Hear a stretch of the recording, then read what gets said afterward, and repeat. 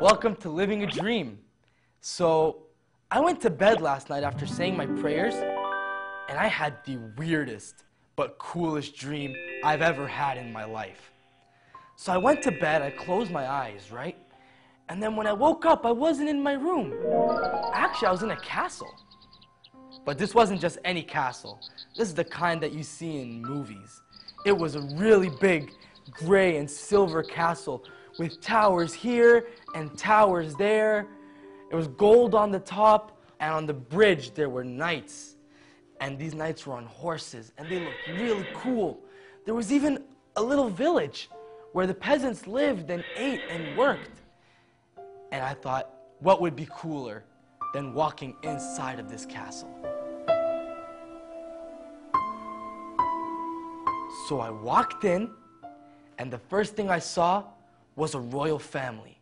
And the first person I saw from the royal family was the king. And this king was a marvelous king. He was a big, strong king, wearing purple and blue and gold on a big robe made of fur. And on top of all that, he had a big crown, big golden crown with nice silver and white diamonds all around it. This is a really glorious king. He also had a really big beard. He was really old and really wise and smart. I really felt like if I lived in this village, this is who I would want to be my king. But it's funny, he wasn't just standing there. Actually, he was talking to his son, the prince. The prince was also wearing nice robes, purple, and a small crown with blue diamonds all around it.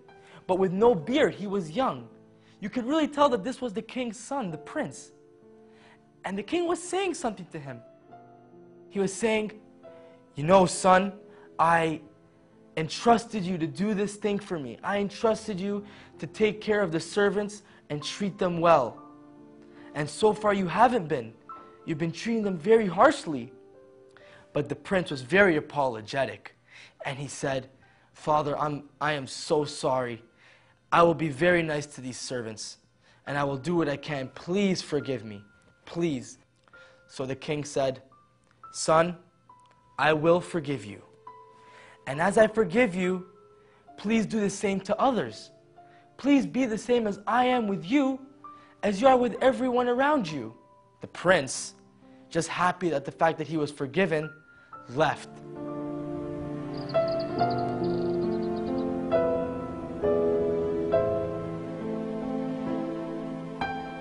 And went out into the peasants, out to the village. He wanted to celebrate that his father, the king, had just forgiven him for this greatly bad thing that he had done. And as he went out into the village, he saw a boy who was poor in the village, and he had no food to eat. This boy was starving. He looked like a poor boy. All his clothes were torn. He didn't have any shoes. His hair had all this dirt in it. In the longest time. So the prince was walking and seeing this boy do something very bad. He saw this boy go to the market where they were selling the fruits and just quickly steal an apple and hide it under his shirt. The prince, seeing this, thought, as a member of the royal family, it is my duty to talk to this boy. And he went and he spoke to him and he said, give me this apple. What are you doing? Why are you stealing? This is wrong. And the boy, knowing that what he did was wrong, said, please, please forgive me, prince, because I have done a very horrible thing. I know, and I won't do it again. Please forgive me. But the prince, unlike his father, who had been so nice and forgiving with him, said, I will not forgive you.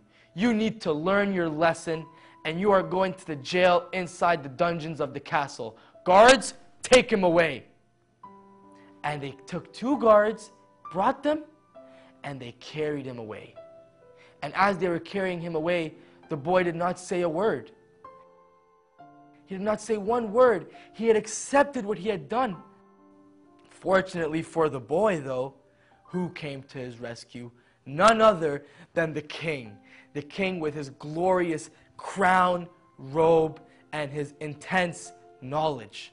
And the boy looked up at him and said, "Father King, I promise you I will never steal for another day in my whole life." So the king told him, "My son, I believe you, and you are free." Now as the boy was walking away in happiness that he had been forgiven, the king slowly turned his head to the prince and said this, "After all that I had taught you, after I forgave you, you don't have the common sense to forgive others, those who are beneath you? As I forgave you, I instructed you to forgive others, but you haven't. You haven't. You have treated them with disrespect and an unloving heart. And for that, I am stripping you of your titlehood. You are no longer a prince. You lose your spot in my kingdom, and you will be a part of the peasants who you treated so badly before. And maybe one day, when your heart becomes pure as gold, as this little boy's heart was, maybe then you will be able to rejoin me in my kingdom, and you will maybe one day be able to adorn a crown worthy of a prince, worthy of someone who is royal and worthy to live in a kingdom." And then as the prince was crying about what he had done, and crying about the fact that he's no longer a prince, right then I woke up. And only one message was stuck in my head. And it was this message of, when people forgive me, I should forgive others. Because God forgives me all the time for the things that I do wrong. And as such, I should forgive others. So next time someone does something bad to me, or if someone does something bad in general, like steals, I won't get upset at them. I won't tell them what they're doing is wrong. Instead, I'll help them. I'll tell them what they're doing is wrong, and I will forgive them and try to help them achieve a crown of their own.